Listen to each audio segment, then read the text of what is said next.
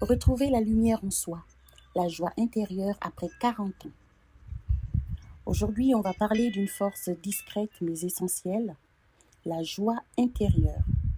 Pas la joie bruyante, spectaculaire, affichée, la joie calme, profonde, stable, celle qui reste même quand la vie secoue. Je me souviens d'une période où je vivais en mode survie. Tout était fonctionnel. Travailler, gérer, organiser, avancer. Mais je ne ressentais plus rien, juste une fatigue sourde. Un jour, une amie m'a dit « Tu as oublié de te réjouir ». Et cette phrase m'a beaucoup touchée parce que c'était vrai. Je ne savourais plus, je n'étais plus émerveillée et je ne respirais plus la vie. Alors j'ai commencé petit.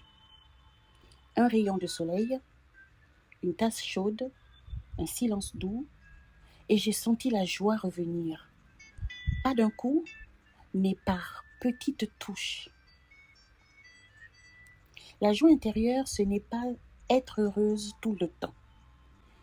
Ce n'est pas ignorer les difficultés, ce n'est pas faire semblant, ce n'est pas sourire pour rassurer les autres.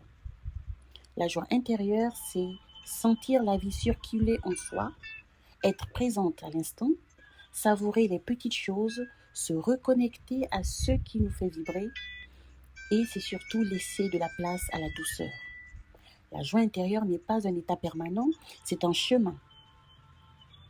À plus de 40 ans, on a souvent porté beaucoup, donné beaucoup, traversé beaucoup, oublié de se choisir, oublié de se célébrer.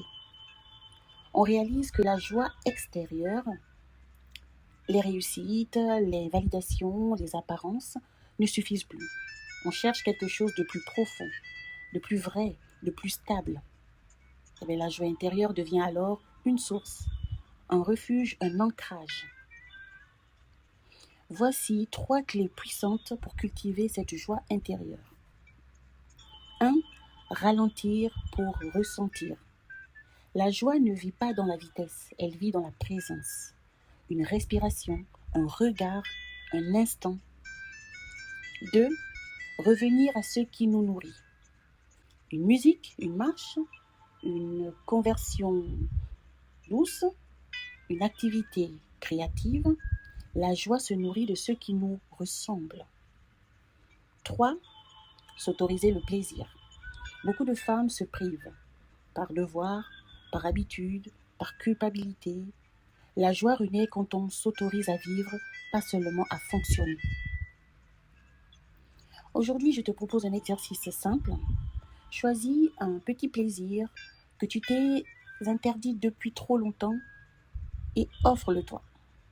Un café seul, une promenade, un bain chaud, un moment de silence. Parce que la joie intérieure ne se trouve pas. Elle se cultive, elle se choisit, elle se réveille. Et après 40 ans, elle devient l'une des plus belles preuves d'amour envers soi-même.